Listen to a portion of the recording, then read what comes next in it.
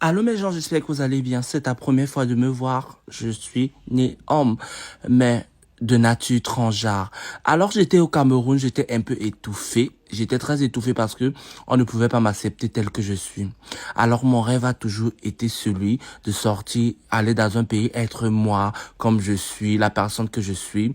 J'ai essayé de masquer à un moment, mais là, j'étais étouffé. Il faut toujours croire à ses rêves. En plus, je effectue un métier fabuleux qui m'a par...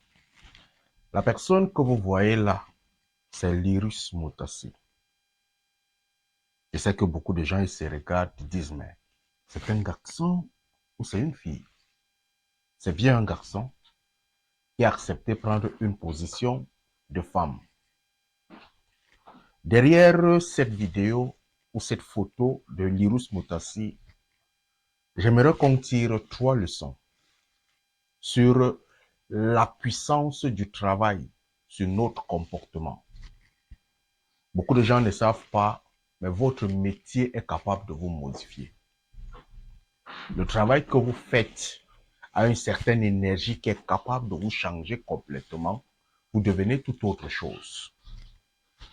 Dans la fonction de menuisier, ils ont un certain comportement qu'on va dire, ça c'est le comportement des menuisiers.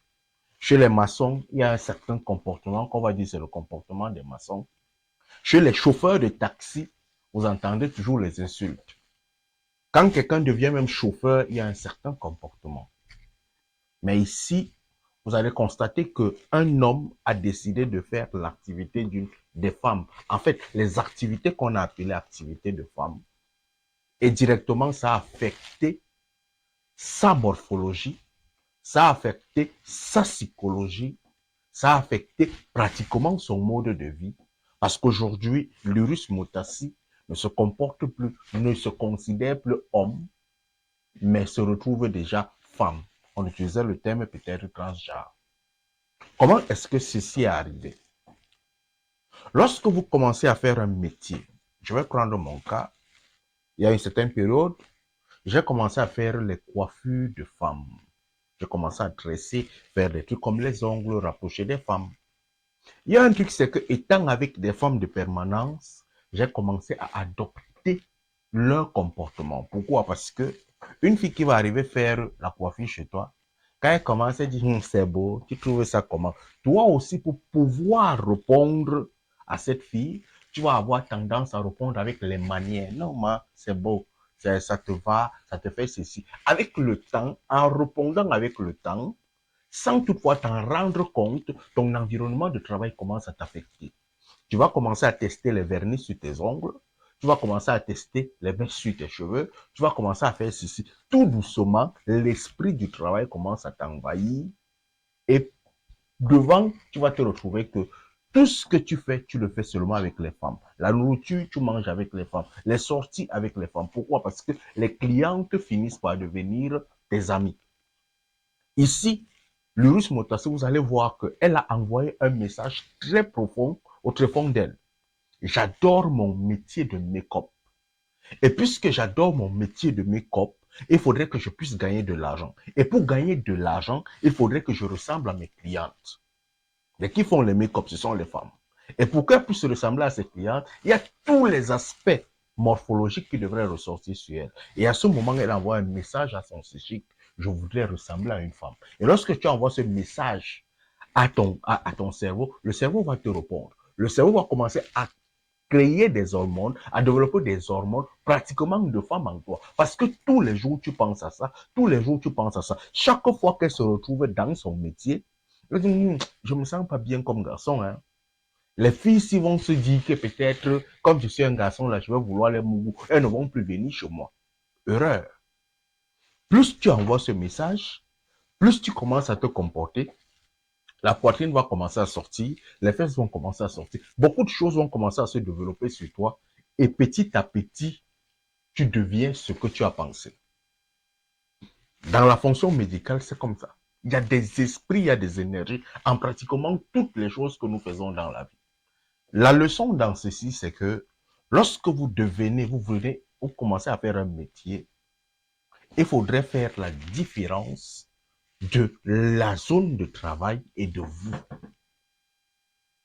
Parce que si vous mélangez les deux, le travail va emporter sur vous. Il y a des gens qui se retrouvent aujourd'hui, sont par exemple morgués. Il va commencer à se comporter à un certain temps comme un cadavre, tu ne t'en rends pas compte. Pourquoi? Parce que la vie n'a plus de valeur pour lui. Pourquoi? Parce qu'il a laissé que l'esprit du métier puisse dominer sur lui. Et quand l'esprit du métier te domine, tu t'emportes. Première leçon ici. La deuxième leçon, derrière le comportement et la vie de l'Urus Motassi, c'est pour t'amener à comprendre que tu es capable de faire tout.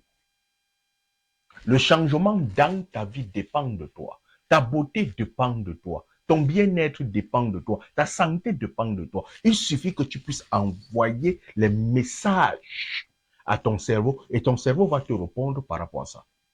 Il y a des gens qui sont malades parce que tout le temps, ils se disent qu'ils sont malades.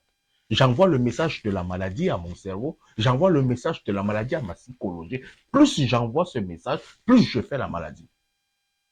Mais moins tu envoies les messages de je suis riche, je suis riche, je suis riche à ton cerveau, tu reçois ces actions dans ton comportement, dans ta marche et dans ta vie. Mais si tu te décides de rendre ton esprit faible, ça va t'inviter, ça va te hanter. L'Urus Motassi aujourd'hui est une femme parce que les messages qu'elle envoie de permanence à son cerveau l'ont entraînée. Je pense que tu ne vas pas couper Dagobert à un certain niveau. Parce qu'il y a des gens qui l'ont regretté après et qui ont changé. Il faudrait les voir, elles sont nombreuses là.